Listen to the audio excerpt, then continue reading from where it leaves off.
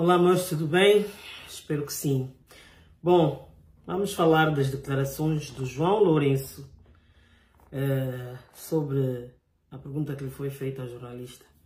Antes de eu falar, vou passar o vídeo para vocês verem e vocês tirarem as suas próprias conclusões. João Lourenço a mim me dá muita preguiça. E vamos falar da Isabel dos Santos novamente.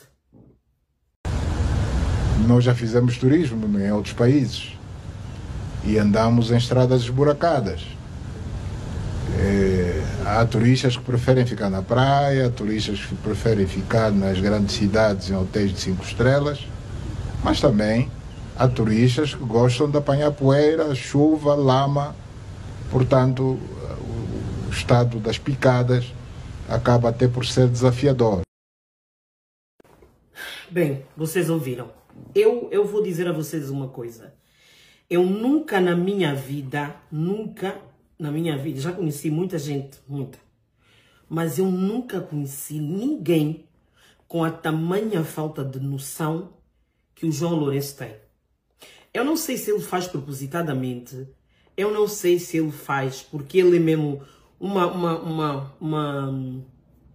um jumento, ou se há uma terceira alternativa, eu não consigo perceber. Não é possível que um ser humano que insiste em estar presidente da República faça esse tipo de declarações. Eu não sei se ele não tem conselheiros ou se ele simplesmente não ouve os conselheiros que tem. Não é possível que este homem, realmente alguém vá lá, escreva os discursos para ele e ele vai e fala essas coisas que ele fala. É que toda a vez que esse homem abre a boca para falar alguma coisa, ele só fala verborreia. É só isso que ele fala. Portanto, ele vai comparar um safari ao estado das infraestruturas do nosso país.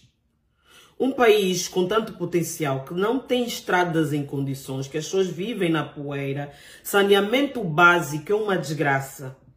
Não há segurança pública no país, o custo de vida é altíssimo e o homenzinho diz, há turistas que preferem pagar para andar em estradas esburacadas porque até é desafiador as condições das estradas. Ou seja, o João Lourenço, com esta declaração, legitimou os buracos, as fendas e as ravinas que têm nas estradas a nível do país. Então está tudo certo. Ou seja, o Ministério das Obras Públicas não precisa de fazer nada. Por quê? Porque os buracos, os lamaçais, o lixo, a podridão que há no nosso país faz parte do pacote turístico de visitar Angola. Isto, para um bom entendedor, é o que o João Lourenço legitimou. Agora eu me pergunto, para que esse homem tem quase 50 conselheiros no Conselho da República se ele não ouve ninguém? Não é possível. Eu gostava de saber quem é a pessoa que escreve os discursos do João Lourenço. Eu fico abismada com as coisas que esse homem fala toda vez que ele vai para uma entrevista, toda vez que lhe fazem uma pergunta, toda vez que ele vem falar alguma coisa. Ele fala coisas que só acontecem na cabeça dele. E eu começo a pensar que se calhar o João Lourenço vive num mundo, mas é um mundo que é só dele. Ele vive dentro de uma bolha ou numa realidade paralela. Ou então eu começo a acreditar que realmente existe um multiverso e a Angola que o João Lourenço governa não faz parte desse multiverso que nós vivemos. Ele está num multiverso diferente.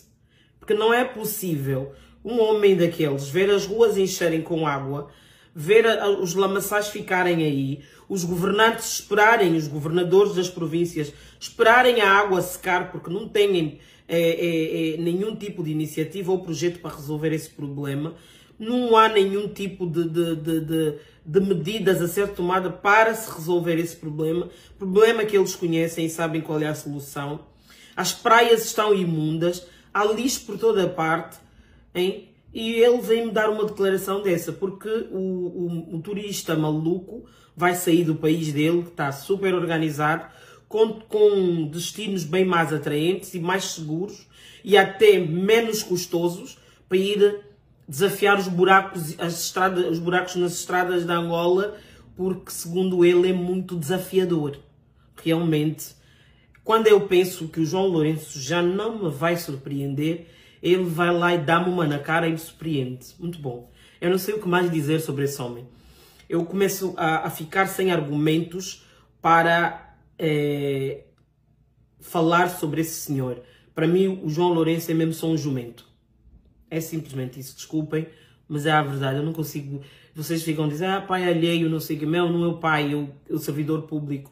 Nós temos um péssimo servidor público e ainda quer fazer coisas e coisas e coisas para manobrar a lei e ir alterar a Constituição para se manter no poder num terceiro mandato. Para fazer o quê? Em 6 anos de governo só temos o retrato da incompetência. E esse homem não... A verdade é uma. O João Lourenço, além de ser um jumento, não tem nenhum compromisso com Angola. Essa é a verdade. É só isso. E não venham aqui dizer que estou a ofender pai alheio. Não estou. Ele é mesmo um jumento. E não estou a falar de João Lourenço pai. Eu estou a falar de João Lourenço, servidor público, que insiste em estar na presidência da República e não faz absolutamente nada por Angola. As pessoas que vêm defender o João Lourenço aqui nos meus perfis, eu tenho sempre perguntado, venham vocês me enumerar, nestes 6 anos de governo do João Lourenço, o que é que tem de significativo no governo dele, o que é que ele fez de significativo. Não tem nada. E vão me dizer, construiu um hospital, isso não é favor, é obrigação dele. O dia que vocês entenderem que os políticos são servidores públicos e tudo o que eles fazem não é nenhum favor e sim obrigação, vocês vão deixar de associar a figura pai João Lourenço com a figura servidor público. O que ele é como pai é um problema dele e eu não conheço o João Lourenço como pai. Eu conheço o João Lourenço como servidor público e ele é o pior servidor público que a Angola podia alguma vez na vida imaginar ter. Essa é a única verdade. É muita pena que o povo tenha que suportar isto. Mas é assim, o MPLA só vai mudar isso quando o povo se levantar de uma vez por todas e lutar por aquilo que é nosso de direito. Enquanto vocês, povo, não fizerem nada, não se levantarem, estarmos a lutar e uns estão num caminho, o outro está no outro, não estamos a fazer nada. Porque nós estamos a lutar, nós levantamos a voz e vocês que estão a passar dificuldade são os mesmos que vêm criticar. Isso eu nunca vou conseguir perceber. Não entendo. Vocês criticam as pessoas que podem e usam os meios que falam e não fazem absolutamente nada. Nada. Vocês criticam. Nós estamos aqui do outro lado a falar, vocês vêm e criticam. Mas vocês em Angola não fazem nada. Não fazem por quê? Porque temos uma autocracia e não se pode falar com liberdade porque não existe liberdade em Angola. É uma pena. Mas esse é o homem que está no poder. E quem sustenta a permanência do poder, do João Lourenço no poder, do MPLA no poder, infelizmente, lamento-vos informar, mas é o próprio povo. Pensem nisso. Vamos falar da Isabel dos Santos. Vocês não sei se acompanharam a entrevista da Isabel dos Santos na Rádio Essencial. Eu acompanhei. E vou voltar a reiterar o que eu falei dos 2 vídeos que eu fiz relativo à Isabel dos Santos. Nós vimos, ela falou de muitas coisas, falou das acusações, falou de tudo. Eu digo e reafirmo, nós já sabemos quem é a Isabel dos Santos, como é que a riqueza dela começou e onde é que ela foi parar e tudo mais. Mas eu vou voltar a dizer, não reconhecer que a Isabel dos Santos é uma boa gestora, desculpa, mas isso é dor de cotovelo de muita gente.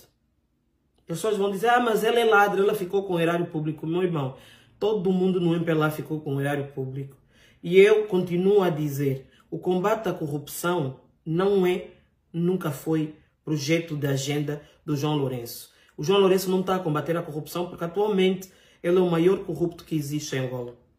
O maior ladrão do erário público, o senhor Manuel Vicente, vive fora de Angola com os 42 bilhões de dólares que ele roubou do erário público. Combater a corrupção é prender o Manuel Vicente e não deixá-lo no Dubai a viver a grande como ele vive. Isso não é um combate à corrupção, isso é uma perseguição acirrada aos filhos do José Eduardo dos Santos, por uma questão de vingança, por uma questão de incompetência.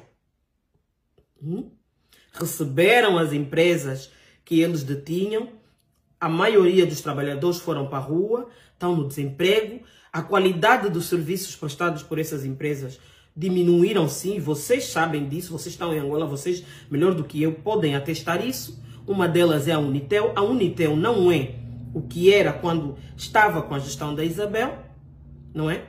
É da Isabel, ela é sócia fundadora da Unitel, e o João Lourenço chegou um dia, decretou que precisava, que a empresa já não era dela, por corrupção, por isso e aquilo. Hoje vimos o João Lourenço estar a se apropriar da maioria dos bens públicos e a enriquecer com com o dinheiro público, da mesma maneira que a família dos Santos um dia enriqueceu, só que em menos tempo. Tudo que a família dos Santos hoje tem foi adquirido em 38 anos de governação. Mas o que o João Lourenço tem, e que hoje se equipara ao que a família dos Santos tem, foi adquirido em 6 anos de governo. Quem é o maior ladrão? Quem é o corrupto que tem que ser combatido de facto? Isso não é defender a Isabel, por favor, não me entendam mal. Mas vem sustentar o que eu tenho tentado passar, e vocês talvez estão a pensar que é bajulação. Não é bajulação, porque eu não bajulo ninguém. Não é defender a família dos Santos, nem a Isabel dos Santos, não é nada disso. Mas ela sim tem capacidade de gestão. Todas as empresas que a Isabel pôs a mão deram certo. E hoje, depois que foram retiradas as empresas, nós estamos a ver o resultado delas. Estamos a ver. A Isabel foi presidente do Conselho de Administração, não executiva da Sonangol. E havia o presidente da comissão executiva. Quando há essa divisão nas empresas, quem detém de facto o poder não é a PCA, é o PCE. O presidente do Conselho Executivo é que manda, é que tem a gestão. Ela podia assinar um ou aquele outro documento, mas quem manda, quem toma de facto as decisões quando há essa divisão é o PCE e não a PCA. Tecnicamente, se vamos acusar de gestão danosa, isso ela falou na entrevista e muito bem, então vamos acusar todo o conselho da Comissão Executiva. Por que os administradores que estavam durante a tal gestão danosa que acusam a Isabel não estão como arguidos? Não foram constituídos arguidos. Nem sei se ela foi, que eu acho que não ainda. Mas não têm uma acusação formal, por quê? Afinal, ela não estava lá sozinha. Prendam todo mundo, acusem todo mundo, não é? Abram um processo contra a corrupção com todo mundo que fez parte daquele conselho. E não é o que aconteceu. Não é o que se vê.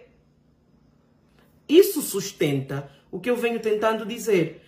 O João Lourenço só persegue a Isabel dos Santos por uma única razão, pela capacidade intelectual que ela tem. A Isabel representa uma ameaça ao poder do MPLA e ao poder do João Lourenço. Por quê? Porque o João Lourenço é incompetente e é rodeado de incompetentes. Se a Isabel se afilia a algum partido, se a Isabel de alguma maneira dentro da lei tivesse uma brecha para se candidatar à presidência da República, eu tenho a certeza que muita gente ia apoiá-la. E eu não estou a falar nenhum absurdo disso, não é bajulação, nem é apoiar. Só que ela tem capacidade de gestão e ela sabe ir buscar as pessoas que com ela podem trabalhar para seguir. Ela é competente e ela se rodeia de pessoas competentes, ao contrário do João Lourenço, que é totalmente incompetente, não tem noção nenhuma de governação, não tem noção nenhuma do que está a fazer no poder e se reúne de pessoas tão ladras quanto ele e tão incompetentes ou menos incompetentes ainda que ele, mais incompetentes ainda que ele.